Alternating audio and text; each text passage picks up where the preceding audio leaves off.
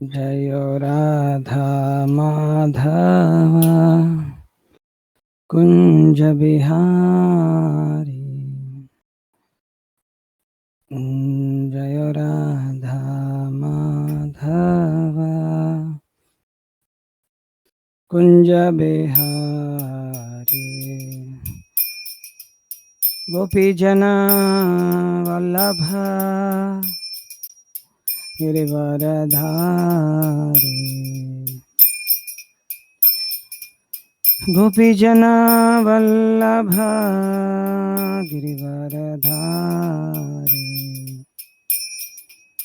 Yashodanandan Vraj Janaranjan.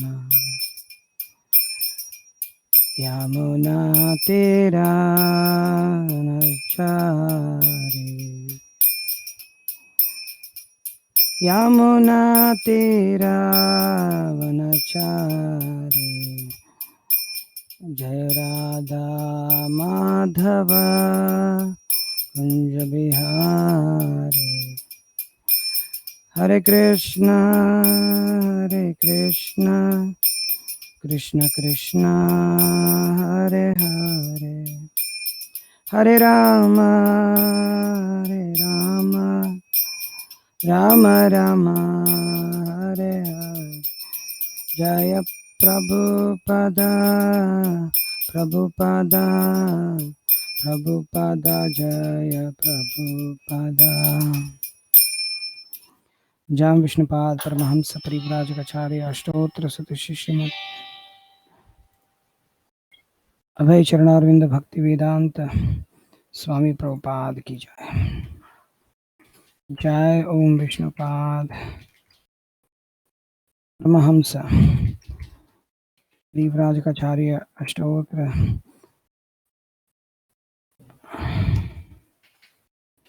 शिष्यमद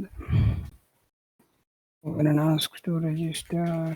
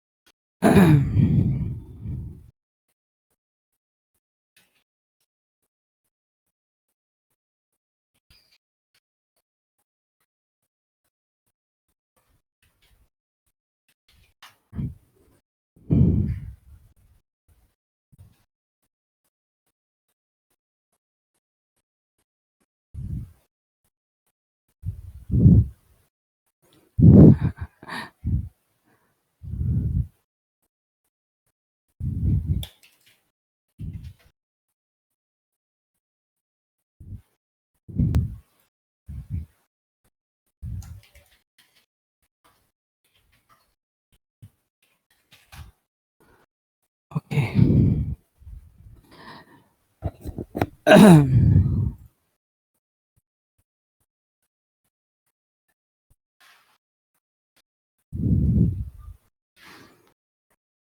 I don't know.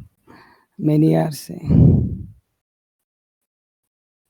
it's not so difficult. It's easy. Nothing but please help devotees. It is just you need to download the Showtime app, and then you need to enter.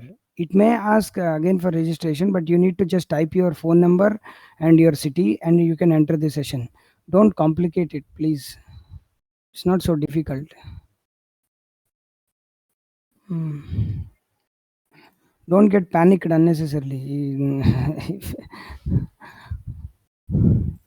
Baba. We are in page number 8 of the book Mothers and Masters, page number 8. I already mentioned in the group which page number we are in. So, if you do not know, please follow this link. I am giving again in the this one. So we are in page number 8. Scientism, liberal humanism, and selfishness. Okay. So we'll continue to read. Om Namo Bhagavate Vasudevaya. Om Namo Bhagavate Vasudevaya. Om Namo Bhagavate Vasudevaya. Om Ajnanatimirandasya Jnananjanasalakaya Chakshurunmilitam Yena Tasmai Shri Gurave Namaha. Namo Vishnupadaya Krishna Preshtaya Bhutale Srimate Bhaktivikasa Swaminiti Namane. Namo Vishnupadaya Krishna Preshtaya Bhutale Srimate Bhaktivedanta Swaminiti Namane. Namaste Saraswati Deve Gauravani Pracharane Nirvishesha Shunyavadi Paschatya Deshatarane. Jai Shri Krishna Chaitanya Prabhu Nityananda Shri Advaita Gadadhara Srivasadi Gaur Bhakta Hare Krishna Krishna Krishna Hare Hare Hare Rama Rama Rama Hare Hare.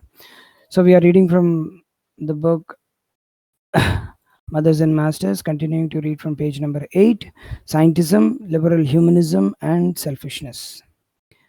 I hope everybody is able to hear. Before just starting, I want to confirm from all the devotees that they are able to hear, so that again and again I need not get messages from devotees that they are not able to hear or there is some problem.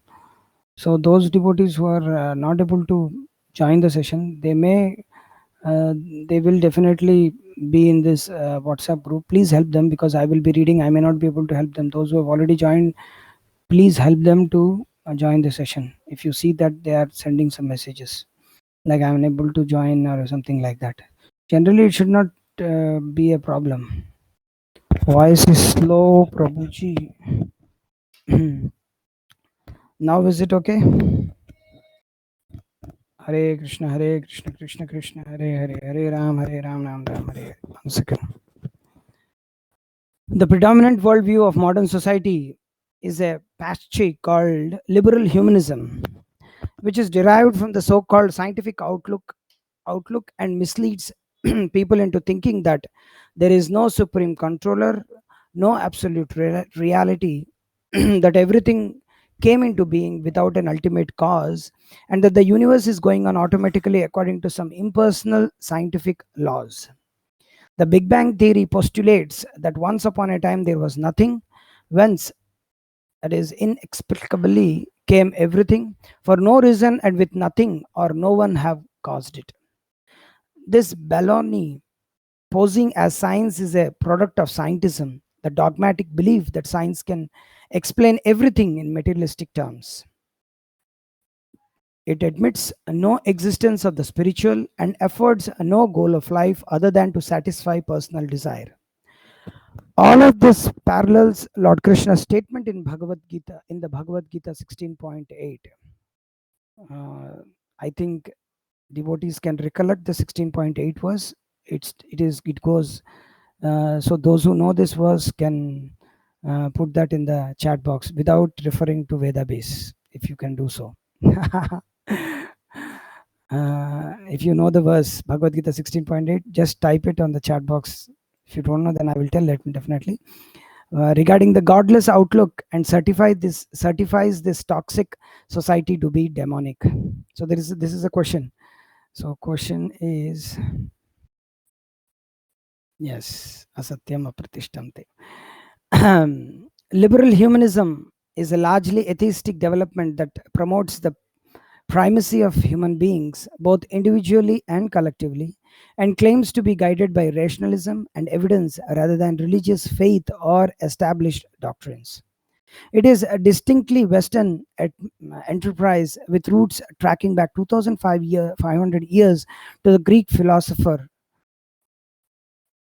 Protagoras, a self-proclaimed agnostic who declared that man is the measure of all things and emphasized human subjectivity as the determinant of all understanding.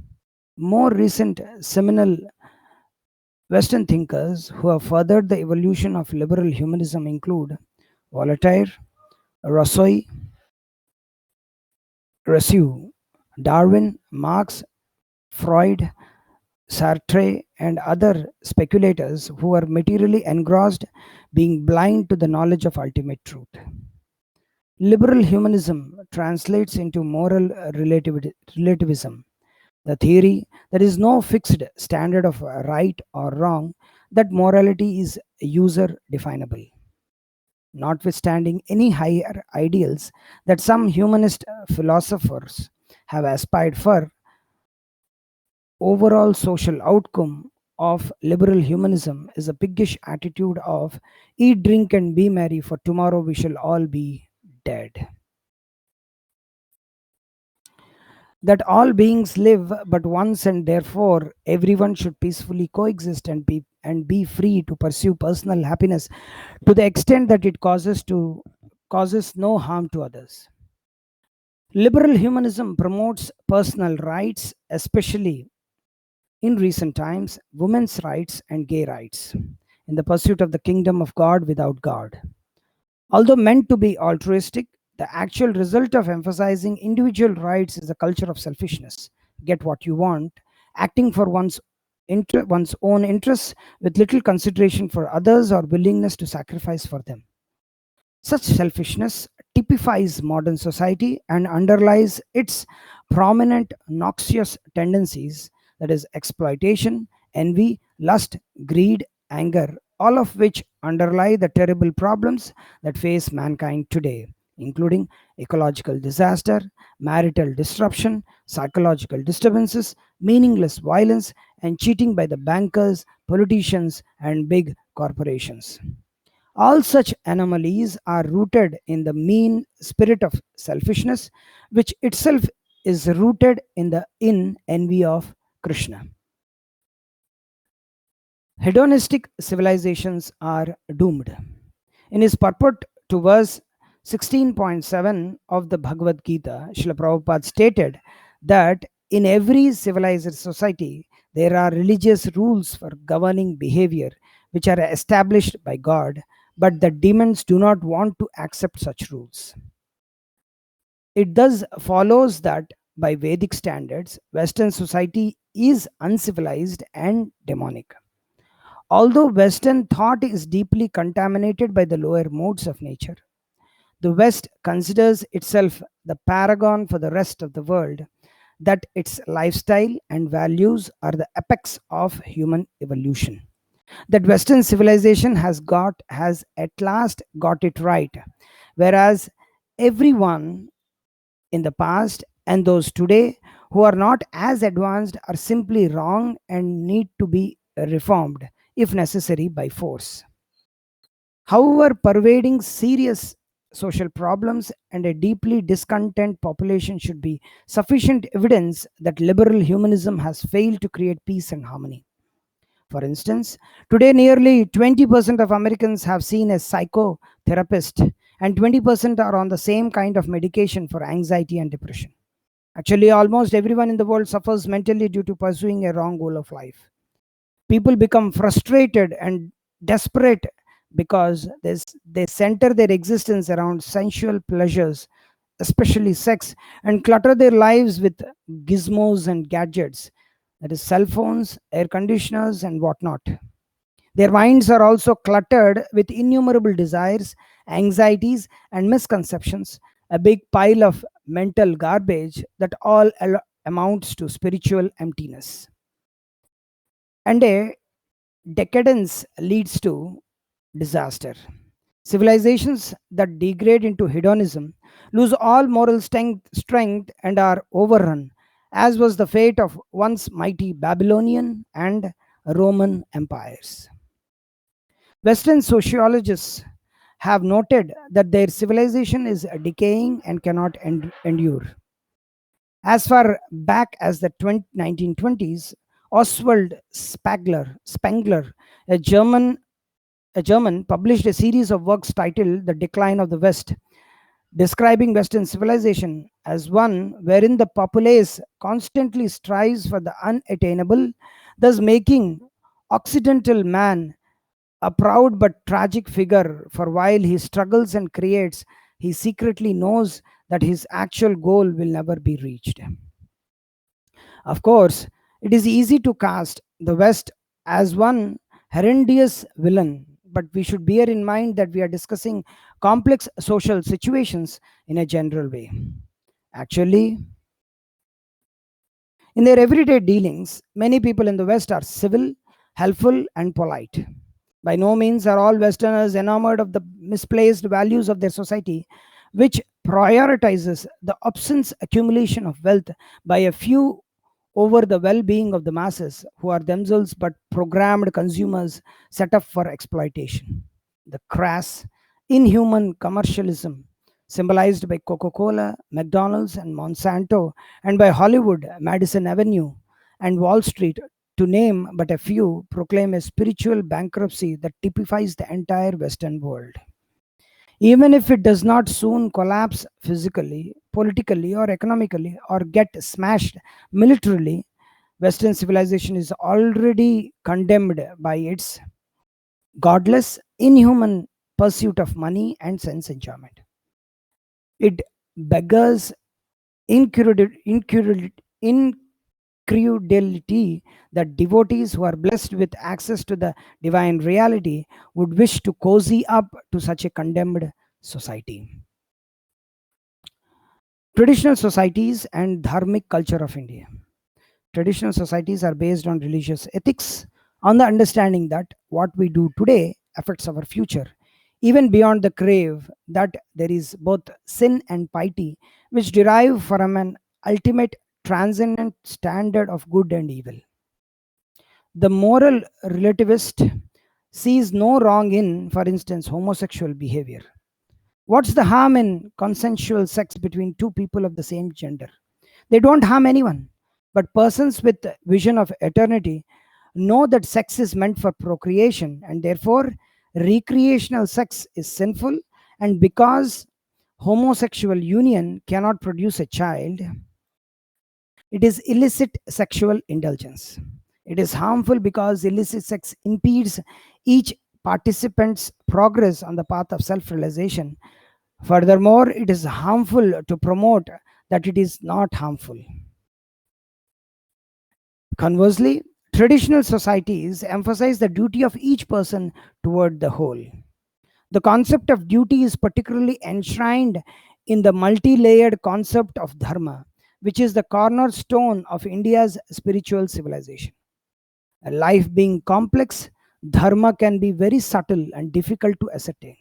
Hence, for the guidance of humankind, many Shastras describe conflicting dharmas and their resolution. For instance, is it acceptable to kill one person in order to save two lives?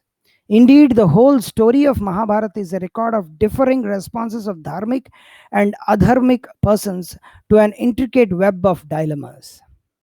But the Bhagavad Gita, the philosophical crest jewel within the Mahabharata, develops from Arjuna's being confessed about his duty. He was obliged to join his brothers in battle, yet he felt that no intrinsic good could come from it. So, should he fight or not? Still today, albeit in often corrupted forms, Dharma largely defines India and especially Hinduism. Undeniably, undeniably, contemporary Indian society is beset by myriad social problems, which may well be a reason why some Western devotees are wary of what they see as an Indianization of the Krishna consciousness movement.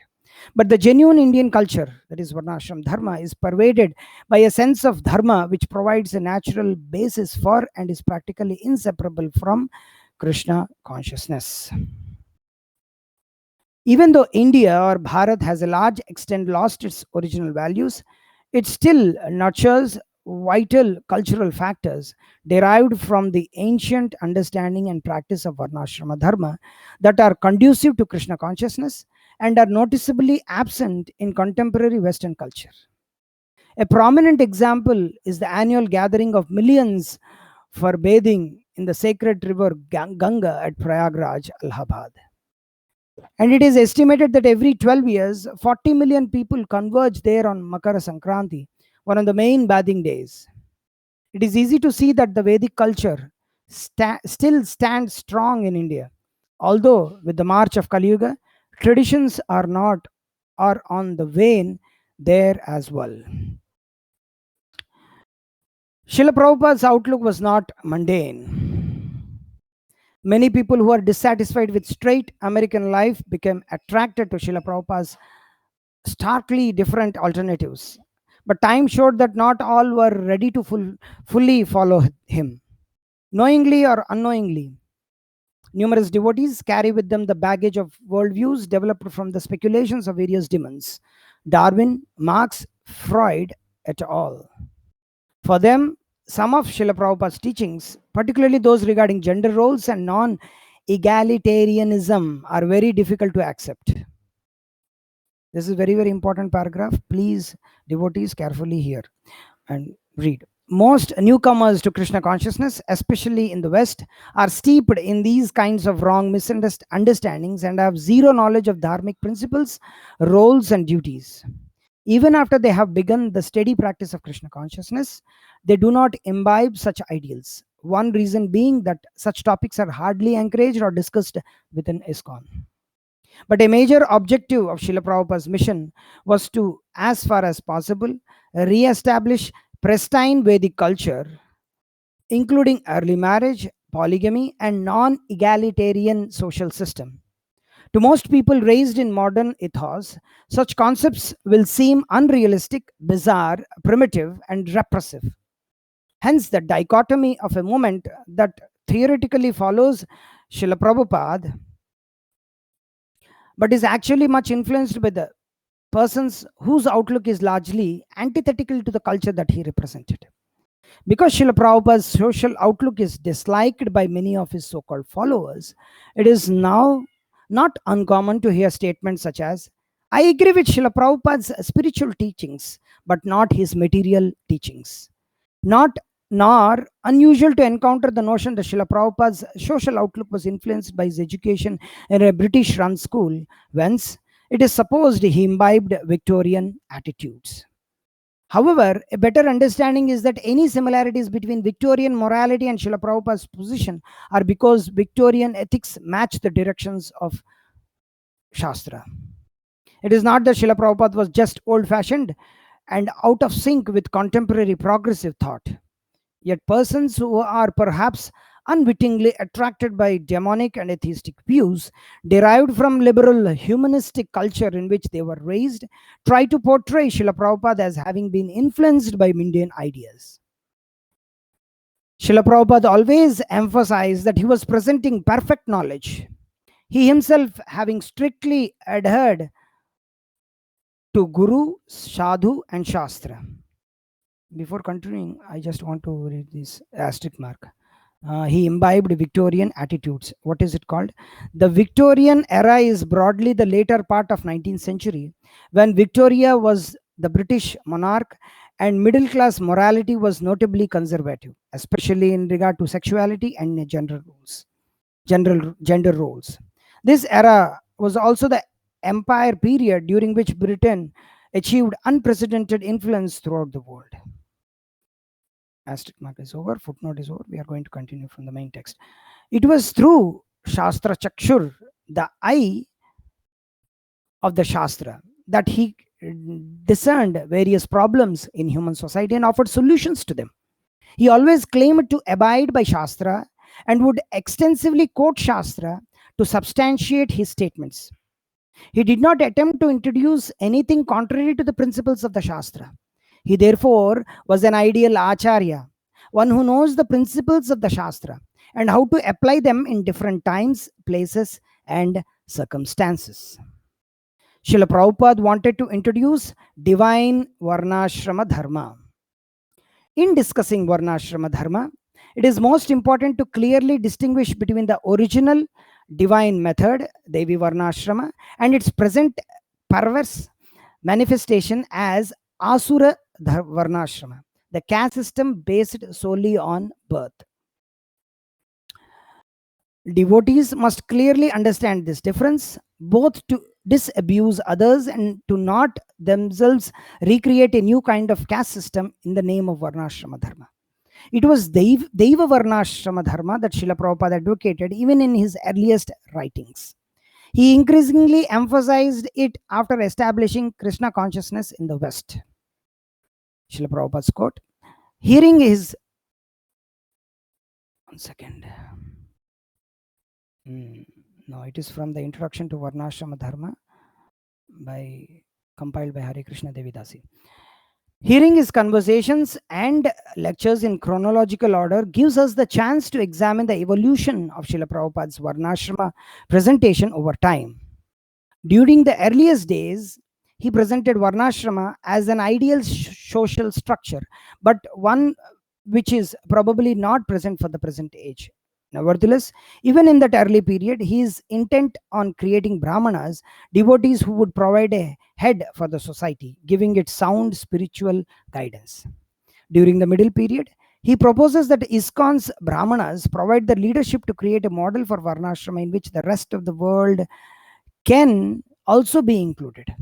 In the final phase, he presents Varnashrama as an important preaching tool and a structure to be implemented initially within our ISKCON society, with devotees in the Krishna consciousness movement participating at every level. As Srila Prabhupada famously stated, 50% of my work is not complete because I have not established Varnashrama Dharma. And I have only done 50% of what I want to do. The farms have to be done. If they are established, Varnashrama will be established. While recognizing that it is unfeasible to fully revive Varnashrama Dharma in Kali Yuga, Srila Prabhupada desired to do so as far as possible. So before continuing, I just want to remind devotees that if at all you don't have this book, so please follow this link to order the book.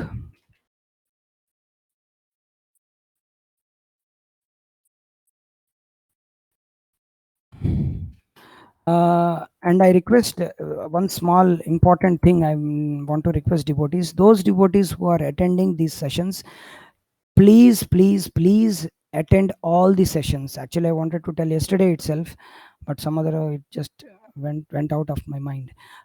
Please attend all the sessions. Some devotees come, some devotees don't come. Yesterday was more, today some 5-6 devotees didn't come. So we request that these we are doing it very this I gave it in the WhatsApp message also, that this is made for two purposes. One, to increase interest, to create interest among the devotees, that so much of nectar is there in Maharaj books, so that we can get that nectar in Prabhupada's books. We can get an inspiration to read Prabhupada's books. So Maharaj books are not an hindrance to read Prabhupada's books. Some devotees have an understanding like that, some wrong understanding. And another one is, if we are knowing that, so we can order those books and distribute it to other devotees also. So with this twofold purpose, we are doing these sessions. So we request devotees to come for all these sessions, read with us, and then read yourself, and then order the books and then distribute them. So I would like to request some devotees, I can pick up myself, so that they can read it.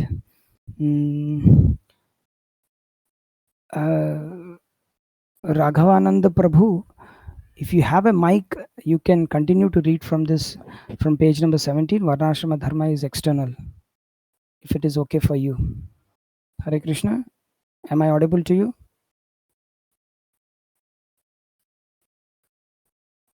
I have given mic access to you. You need to just click yes over there. I think. I'm watching it on mobile. Hare Krishna. Hare Krishna Prabhuji. Hare Krishna Prabhuji. I do not have mic. I am accessing it on mobile phone. But you are nicely audible. That's not a problem. Okay, then I will continue. You are able to read and try to speak. It is not a problem for you? No problem, sir. So you can, if you are able to read, then please continue to read.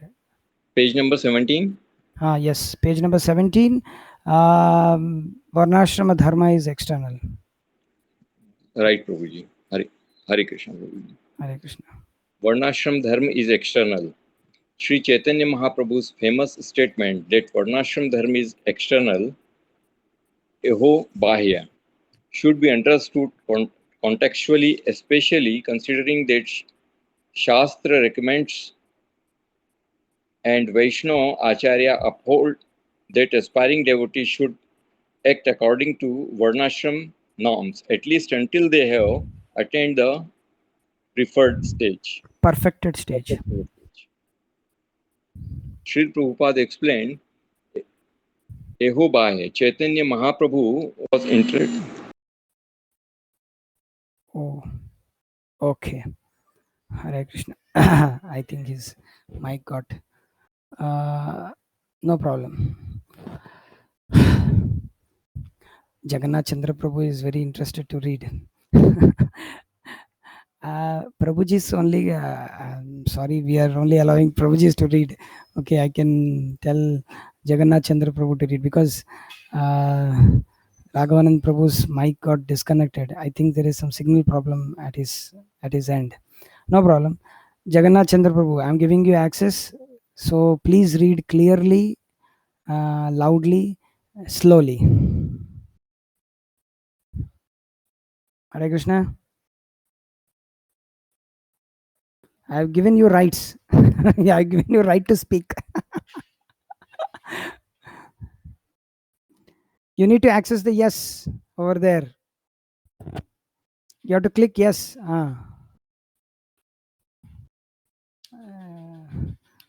Prabhuji, click the yes. Krishna.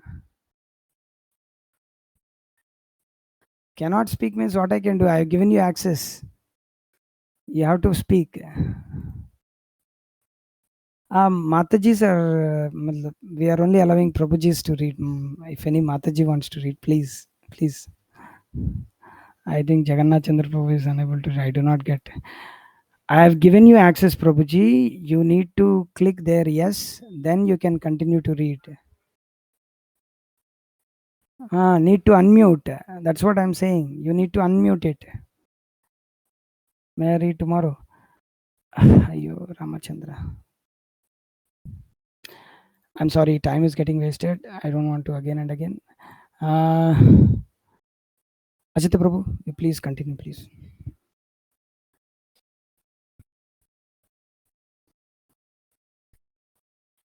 You're able to hear me, Ajita Prabhu?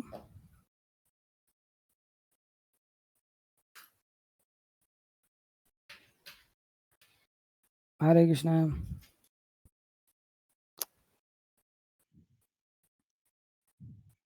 Hare Krishna. Jagannath Chandra Prabhu, you need to access it. After Asita Prabhu, you will read. Please wait. Please wait. I will give you access. Devotees are very eager to read. I'm unable to control them. Prabhuji, you can start reading. You start reading from Varnashrama Dharma is external. Okay, I'll read it. Varnashrama Dharma is external. One second. Once again, I think some Mataji wants to read Bhagya.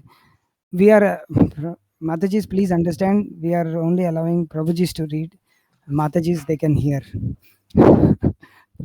Please understand. Sorry.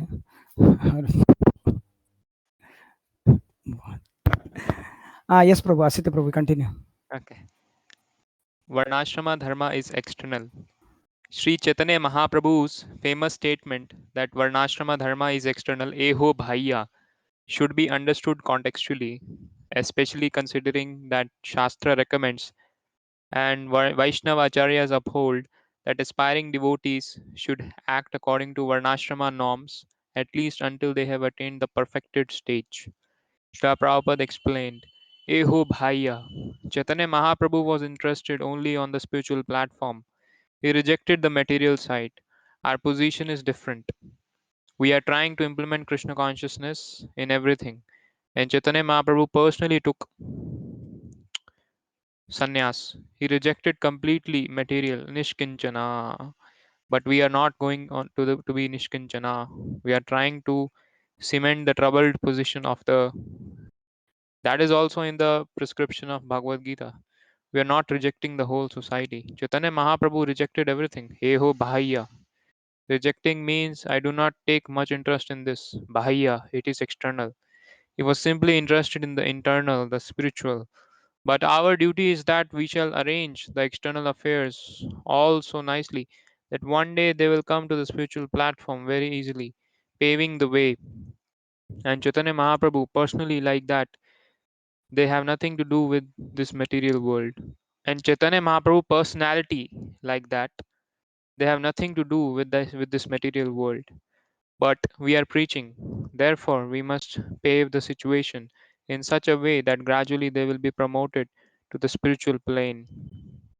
External does not mean unnecessary, it means extrinsic to the essence, or that which is not required for those who are in full Krishna consciousness.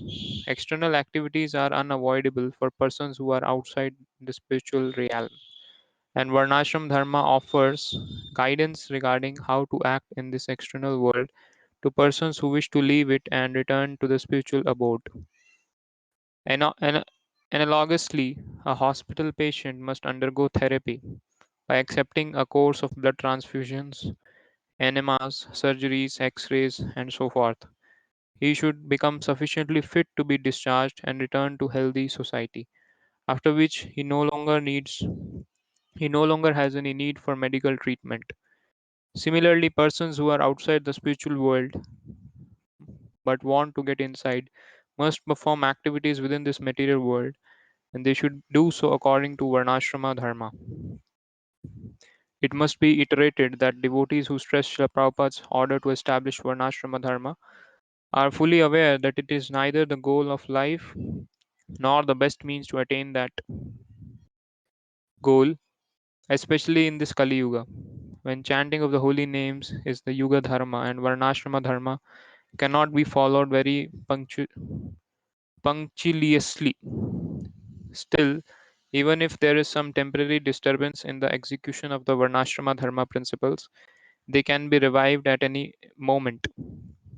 To the degree that it can be instituted, Varnashrama Dharma is needed for devotees and actually for the entire world, if at all sanity is to be restored within it. Devotees need Varnashrama Dharma. Although devotional service is transcendental, most devotees are not fully on the transcendental stage and therefore require to practice Varnashrama Dharma.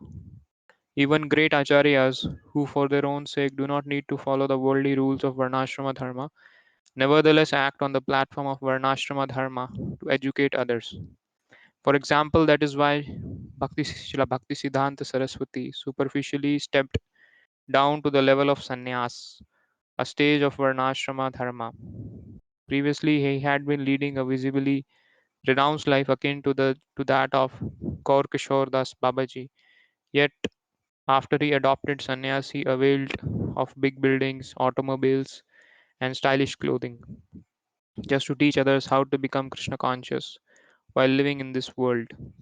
However, very few devotees are anywhere near the plane of the great acharyas. Most of us, if we are honest, will have to admit that we struggle with base material desires. And even if a devotee considers himself to be fully realized, others might discern that he is delusional. It is easy to proclaim and advertise, but it is not so common to actually be a pure, spotless devotee, free from all material attraction. Philosophically, we all accept that we are not man or woman, black or white, Indian or Chinese, that as spiritual beings we are all intrinsically equal. Yet we should realistically admit that almost all devotees are actually not on the topmost spiritual platform, and that we therefore need to conduct our lives accordingly. Although, in one sense, all devotees are on the transcendental platform, most seem to not be very firmly situated thereon, as suggested by the not infrequent sexual fall downs within ISKCON. Such fall downs are likely to remain common unless the movement adopts significantly stricter adherence to the Varnashrama Dharma principle of restricting interaction between the sexes. Srila Prabhupada was once asked, "We have the perfect philosophy, the perfect way of life, and the perfect Guru, Srila Prabhupada. So why do we have so many problems in our society?" And Srila Prabhupada replied, "Because the brahmacharis and sannyasis mix too much with the women." Srimad Bhagavatam states, "Women is compared to fire and man is compared to a butter pot. Therefore, a man should avoid associating even with his own daughter in a secluded place. Similarly, he should also avoid association with other women. One should associate with women only for important business and not otherwise. In his purport to this verse, Srila Prabhupada explains, if a butter pot and fire are kept together, the butter within the pot will certainly melt. Woman is compared to fire and man is compared to a butter pot. However advanced one may be in restraining the senses, it is almost impossible for a man to keep himself controlled in the presence of a woman, even if she is his own daughter, mother, or sister. Indeed, his mind is agitated even if one is in the renounced order of life. Therefore, Vedic civilization carefully restricts mingling between men and women. If one cannot understand the basic principle of restraining association between man and woman, he is to be considered an animal. That is the purport of this verse. Srila Prabhupada averred unnecessary association with women, even with one's mother, sister, or daughter. Srila Prabhupada further averred.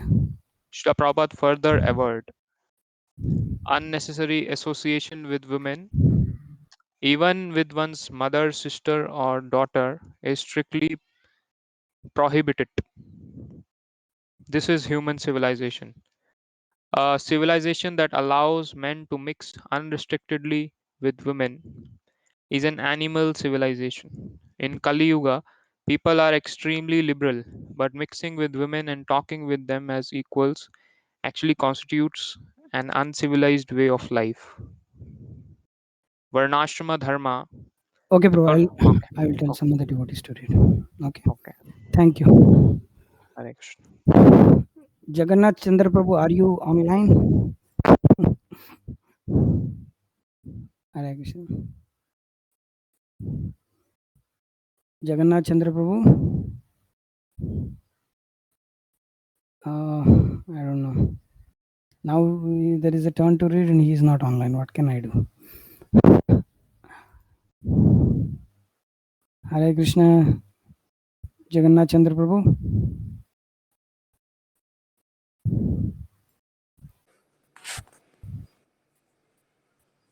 Hare Krishna, Prabhuji, are you able to hear me? Hare Krishna. Yeah. Slowly. Yeah, so I'm just going ahead. So yeah, so Varnashrama Dharma, the perfect institution. One second. When you are reading, please read slowly, Yeah. clearly, and loudly. Please read Yes. slowly. No Yeah. problem. Yes. Okay. So Varnashrama Dharma, the perfect institution, must be based on Krishna consciousness. As a complete social system, Varnashrama Dharma not only assists in sensual control, but also offers a comprehensive solution for modern crisis. Whereas today's civilization induces people to pursue unreal and abnormal aspiration that inevitably end in frustrations, if not disaster. Varnashrama Dharma enables both men and women to find fulfillment in their natural roles. Varnashrama Dharma regulates the lower propensities and channels them towards higher propensities. Although egalitarianism is supposed to provide equal opportunities, almost inevitably might makes right, and the weak are exploited. Vedic culture is more realistic, for it recognizes that people are different and have different needs and capability, and accordingly assigns commensurate functions to individuals, thus maximizing their opportunities for personal development. Varnashrama Dharma is a perfect institution for humanity. Of course, the enactment of Varnashrama Dharma can never be fully perfect, in as much as it meant for regulating imperfection, for normalizing people who are affected by Maya. And without Krishna consciousness, Varnashrama Dharma must inevitably degrade. Lord Krishna created the system of 4 Varnas: Brahmana, Kshatriya, Vaishya, and Shudra, according to quality and work. Concomitant with which is system of 4 ashramas: Brahmachari, Grahastha, Vanaprastha, and Sannyasa. Srila Prabhupada gives an overview of Varnashram Dharma as follows. Human life is meant for understanding one's relation with the Supreme Lord and acting in that relationship. Any human being can do this by telling himself in the service of the Lord by discharging his prescribed duties. For this purpose, human society is divided into 4 classes: the intellectuals, Brahmanas, the administrators, Kshatriyas, the merchants, Vaishyas, and the laborers, Shudras. For each class, there are prescribed rules and regulations, as well as occupational functions. The prescribed duties and qualities of 4 classes are described in the Bhagavad Gita 18.41 to 44. A civilized society should be organized so that people follow the prescribed rules and regulations for their particular class. At the same time, for spiritual advancement, they should follow the 4 stages of asrama, namely student life, brahmacharya, householder life, grahastha, retired life, vanaprastha, and renounced life, sannyasa. Those who strictly follow the rules and regulations of these 8 social divisions can actually satisfy the Supreme Lord, and one who does not follow them certainly spoils his human form of life and glides them down toward hell. One can peacefully achieve the goal of human life simply by following the rules and regulations which apply to oneself. The character of a particular person develops when he follows the regulatory principles in accordance with his birth, association, and education. The divisions of society are so designed that many people with different characteristics can be regulated under those divisions for the peaceful administration of society and for spiritual advancement as well. The social classes can be further characterized as follows. One whose aim is to understand the Supreme Lord, the personality of Godhead, and who has thus devoted himself to learning the Vedas and similar literatures is called a Brahmana. A person whose occupation involves displaying force and administering the government is called a Kshatriya. One who is engaged in agriculture, herding cows, and doing business is called Vaishya. One who has no special knowledge but is satisfied by serving the other 3 classes is called a Shudra. If one faithfully discharges his prescribed duties, he is sure to advance towards perfection. Thus, regulated life is source of perfection for everyone. One who leads a regulated life centered around devotional service to the Lord attains perfection. Succinctly, Varnashram Dharma is a natural, practical, and efficient organization of human society as ordained by the Supreme Lord, whereby people are engaged in work according to their individual propensities and dispositions, while also regulating their senses and offering the results of their labor for Krishna's satisfaction. Everyone is obligated to worship the Supreme Lord according to the facility he has been given, in a spirit of devotional service. The spirit of service of Dharma, of duty, doing what is right as opposed to what feels good, is inculcated in Varnashram Dharma and matures into perfection as pure devotional service. As expressed by Tamala Krishna Goswami, the Vedic culture provides equal opportunities for all devotees to advance in Krishna consciousness.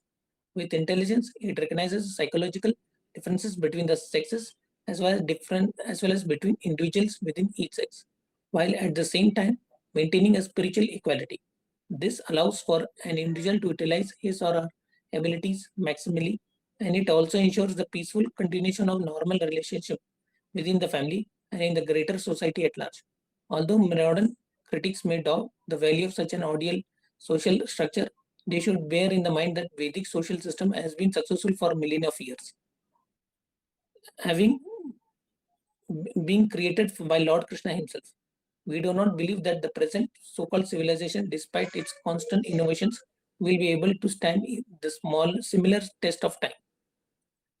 In the Dharmic society, none of the law-abiding citizens feel oppressed or despised. Rather, Varnashram Dharma promotes mutual sharing, appreciation, and service between all classes of people.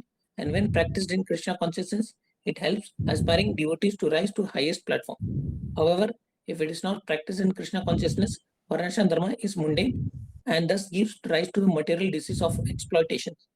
The caste system rose in India because of people lost the true spiritual focus of Varnashram Dharma and instead used to exploit others. Srila Prabhupada very much desired to introduce a genuine, ancient, and sound method of Varnashram Dharma, both to regulate his own disciples and to rectify the social ills that afflict the world today. Okay, Prabhu. Prabhu, others are also there to read. Yes, Thank you, Prabhu. We will give one more topic to all devotees to read so that everybody can participate. Okay, Prabhu. Thank you. Hare Krishna.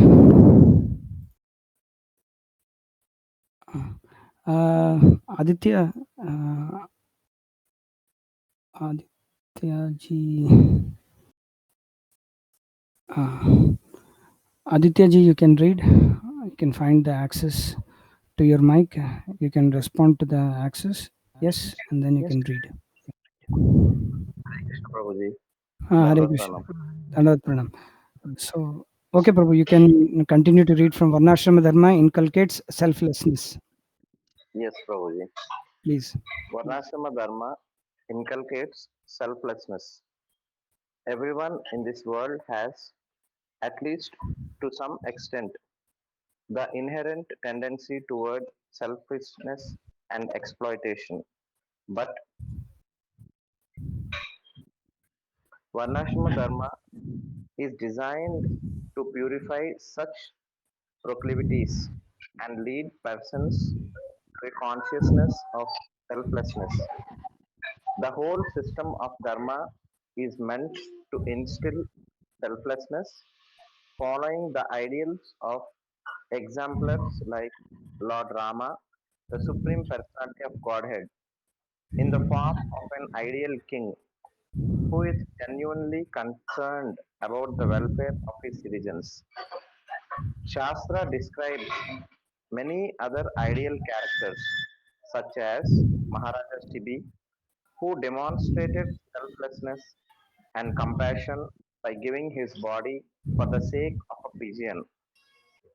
Such anecdotes are recounted to wean people from the attitude of exploitation and ultimately draw them toward the highest consciousness of full selflessness in pure love of Krishna. A revolution of consciousness. There have been several major revolutions that have profoundly affected the course of modern history, prominent among which were the American, the French, and the Russian Revolution, and even more so, the Industrial Revolution. The French Revolution and the Russian Revolution were fought to supplant the incumbent hierarchy with a more egalitarian society. The American Revolution was for kicking out the British. As Srila Prabhupada said, the point is that when people became unhappy, they revolt. That was done in America, that was done in France, and that was done in Russia. The Industrial Revolution was a different kind of upheaval which engendered several kinds of unforeseen disastrous effects. Among them, the unprecedented ability to conduct warfare and wreak destruction in even in ever more sophisticated and devastating ways. Revolution means a return to the original point.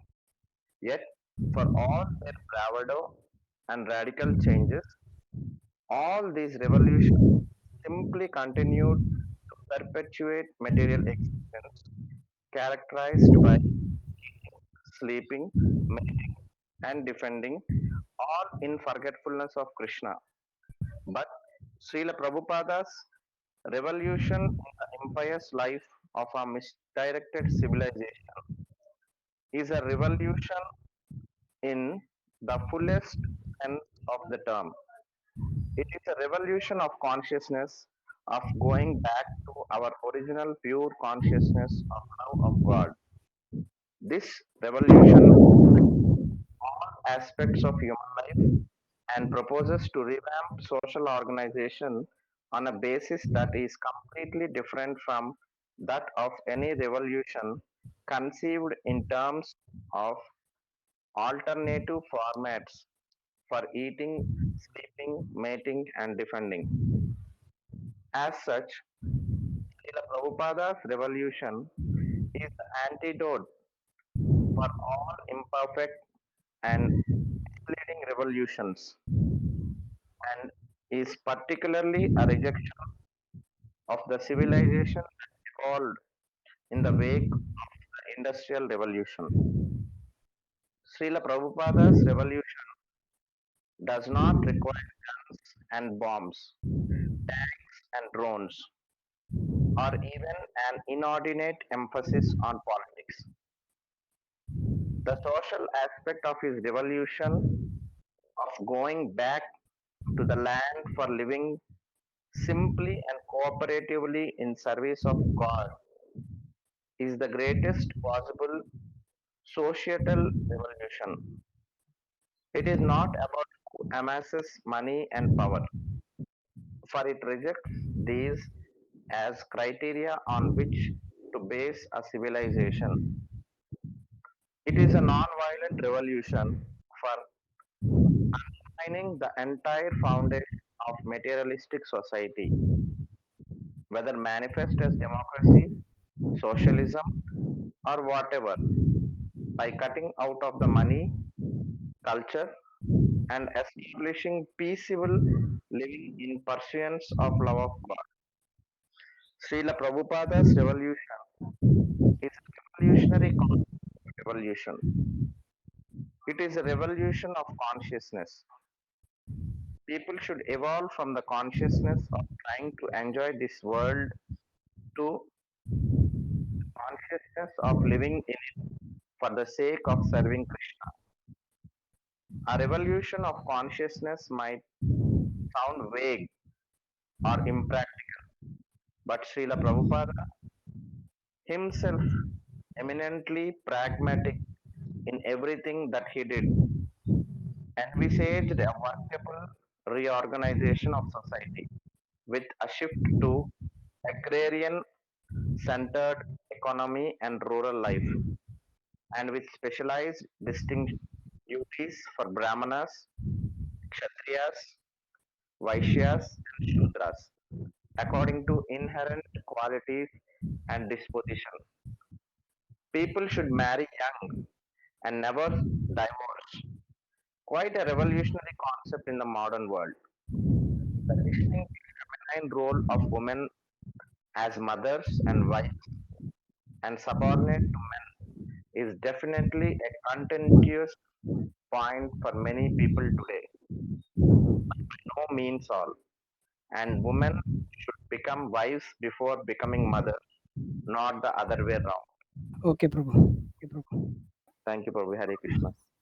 We will stop here.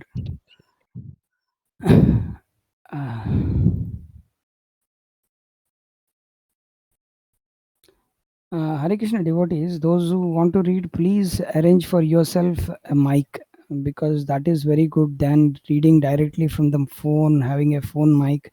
It is better to have a mic, means in the sense this type of mic where there is a headphone and there is a 3 pin over here, which is called a stereo pin, and a small headphone. That's all. You need not have a big headset. It can be normal any set which has a mic, so that it will be easy to read for you than reading from directly from the mic, because its sound is more, and it creates a disturbance some other. So it's a general instruction to everybody. So we will stop here. Tomorrow we will continue. If at all you have any question, then we can discuss personally in our WhatsApp message, or you can call me to my number 9429835232 after 9 o'clock, because at 8 o'clock I have Telugu Bhagavad Ramayana reading. So 8 to 9 I will be busy. After 9 o'clock you may call, or you may discuss, or you can directly put in the WhatsApp chat group. We will discuss. Okay. If at all there maybe one question can be answered. If somebody has any question, then they can put in the questions tab over here. Otherwise we will wrap up here. No questions.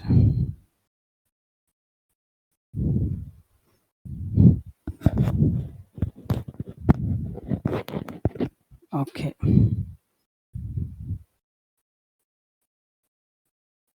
Okay. We will wrap up here. We'll meet tomorrow. Thank you. Hare Krishna to all devotees. And once again, I request all devotees to please attend this session every day without fail from 6:45 to 7:45. You think that 6:45 to 7:45 is just to read Mothers and Masters book, and that's all. There is no other work for you. Please, Hare Krishna. Vanchakalpatarubhyascha kripa sandebhyev cha patitanam pavanebhyo vaishnavebhyo namo namaha. दन्ते निधाय तृणकं पदयोर्निपत्य कृत्वा च काकुशतम् एतद् अहं ब्रवीमि ये साधवः सकलं मे विहाय दूरा चैतन्यचन्द्रचरणे कृतानुरागम्. हरे कृष्ण कृष्ण कृष्ण हरे हरे, हरे Ram Ram Ram Hare Hare. So we'll continue to read from page number 27. So page number 27, Varnashrama Dharma for overcoming sex desire. Thank you very much. Hare Krishna. We'll meet tomorrow.